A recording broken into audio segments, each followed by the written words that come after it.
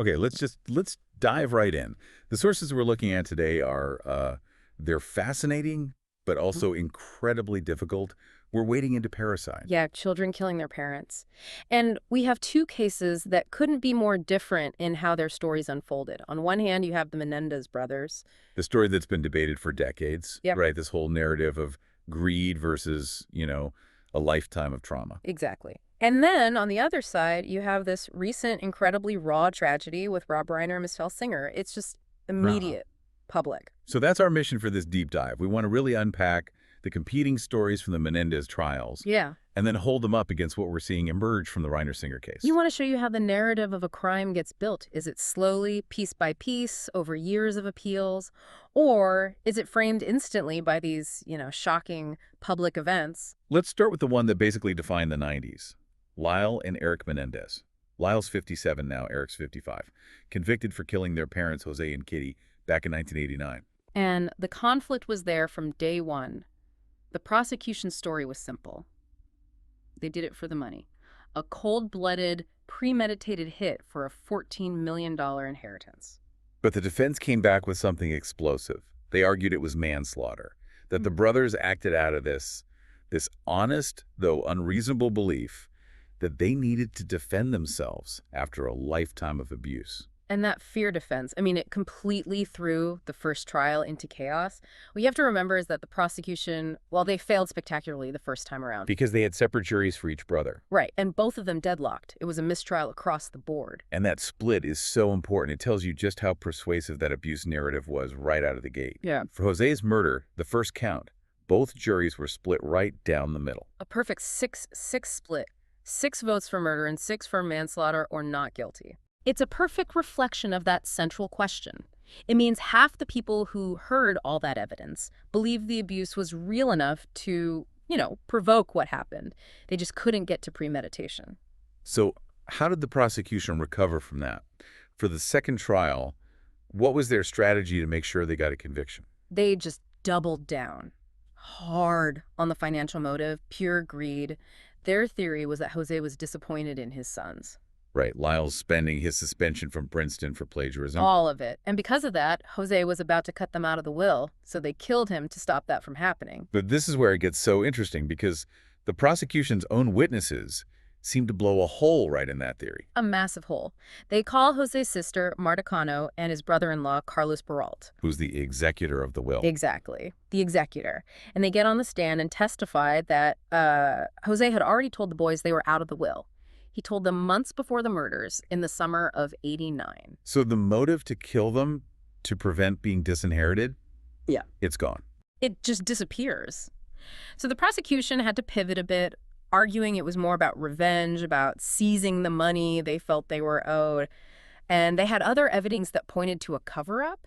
The computer evidence, Yeah. that really spoke to premeditation, didn't it? Oh, absolutely. Lyle tried to destroy a digital will on the family computer. There were these files clearly named Will, Eric, and Lyle. And he hired an expert. Right, a computer guy, Howard Witkin. And Witkin checks the disk and says, look, nothing's been deleted yet.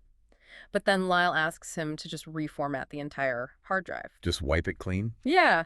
I mean, that suggests a pretty deliberate attempt to erase whatever planning they'd done. And then, of course, there was the thing that defined them in the published mind, the spending spree. Mm-hmm.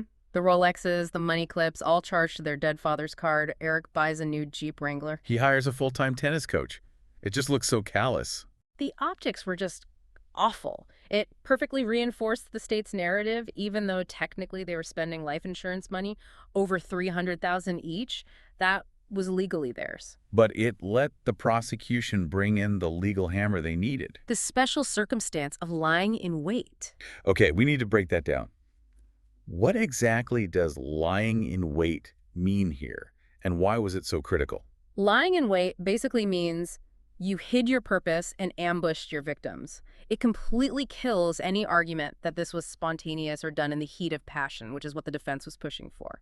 And if they prove that? If they prove it, it elevates the crime to the highest level of first-degree murder. It opens the door for the absolute harshest sentences, like life without parole, which is what they got. So, with the prosecution building this case on greed and premeditation, the defense had to build an equally powerful counter-narrative. Let's pivot to that. What was the evidence for all this abuse? Well, the physical abuse was. It was brutal. Jose hitting them with belts. A cousin, Brian Anderson, said he saw bruises and figured the beatings were happening more than once a week. There was that awful story about the pet rabbit. Yeah, Jose killing Lyle's rabbit by just crushing its skull. It was meant to show his capacity for cruelty. And Kitty, their mother, was described as an abusive alcoholic who would tell the boys she wished they were never born. It was a deeply toxic home. It's hard to imagine. Yeah. But the core of their defense, the part that got them that hung jury, was the sexual abuse claim. How did they corroborate that? This is the absolute key nugget from the defense. They found what you could call structural corroboration. Multiple independent family members all confirmed this one really strange, really strict rule in the house. The hallway rule. The hallway rule, exactly. No one, under any circumstances, was allowed in the hallway that led to the bedrooms if Jose was alone with one of the boys. And multiple people confirmed this rule existed. Yes. And the prosecution never offered an innocent explanation for it. Why would you have a rule like that?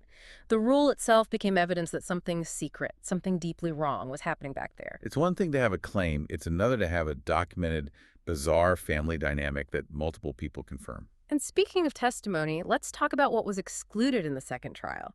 This is why the case is still being appealed today. Right. The second trial, the one that convicted them, was very different from the first. Very different. They excluded crucial testimony. Specifically, Jose's niece, Diane Vandermolen, wasn't allowed to testify.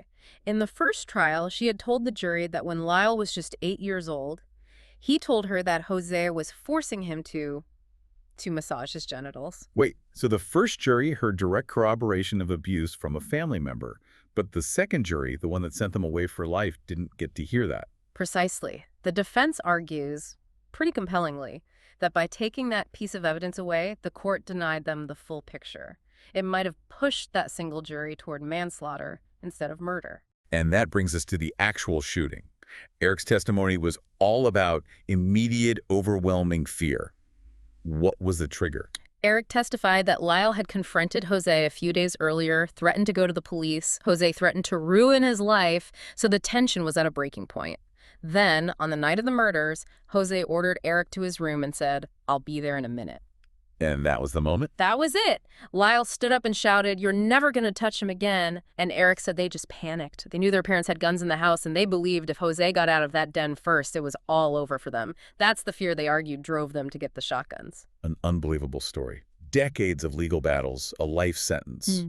And even though they were just resentenced, they were denied parole in August of 2025.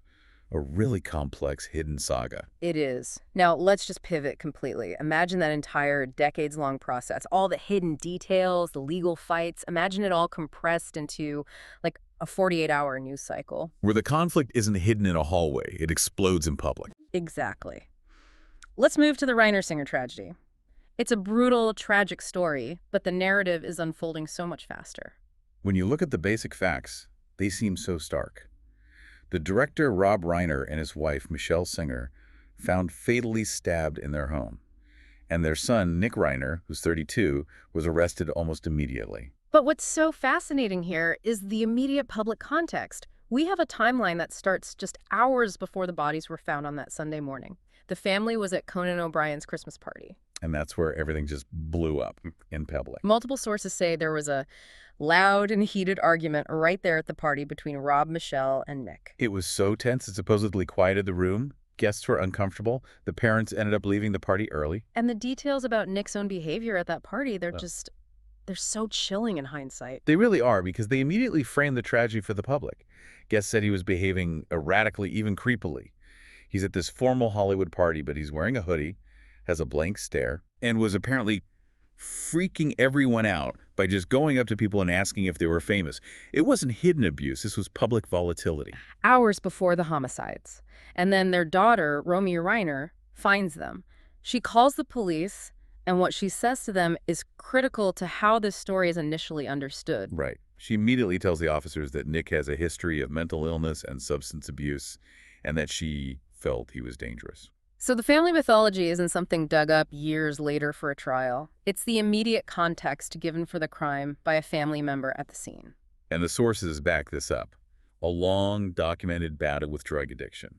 Nick had been in and out of 9 different treatment centers by the time he was 18. He even wrote about it. He wrote Right. the film Being Charlie, which his dad directed, and it was loosely based on his own struggles. So the public record is right there. It's inescapable. It is. And then you have neighbors talking about a history of volatility, of destructive outbursts. There's this context of resentment toward his father's success mixed with a clear mental health crisis. It's such a stark contrast to the hidden, debated abuse in the Menendez case. It really is. It gives the public a kind of narrative shortcut. You don't have to spend years debating a motive when the mechanism, the volatility fueled by addiction and mental illness is on public display right before the crime. And sadly, this tragedy fits into a larger pattern. The sources noted this might be the 5th case of patricide in Southern California in just the last few months. It really raises this broader question about parental exhaustion, about the strain of dealing with long-term addiction and mental illness when, the system fails to intervene. So let's bring these two deep dives together. The comparison is just so telling. You have the Menendez case, this massive legal battle over decades, asking, was it self-defense born from secret abuse, or was it premeditated greed? Right, where every single piece of evidence was fought over. And then you have the Reiner Singer tragedy, a violent explosion of conflict that spills out into a celebrity party just hours before the crime. We get this immediate, raw public story focused on addiction and mental illness. It gives everyone, the public, the legal system, an instant, if tragic, framework for what happened. Both cases, separated by decades, just raise these profound questions about family pathology, about violence, and about how we even begin to determine intent when these incredibly complex psychological factors are at play. Which brings us to our final, provocative thought. The Menendez case, it hinged entirely on what happened behind closed doors, a truth that, took years of testimony and appeals to even partially uncover. The Reiner-Singer tragedy, on the other hand, involved an escalation that was visible. It happened in a crowded room. So the question for you to think about is this. In a world like ours, completely saturated with instant information with social media, how does that rapid consumption of shocking details, like Nick Reiner's behavior at that party, how does that influence us? Does it affect our willingness to later consider a complex defense, a legal or psychological defense that might be rooted in a lifetime of struggle, of addiction, of mental illness?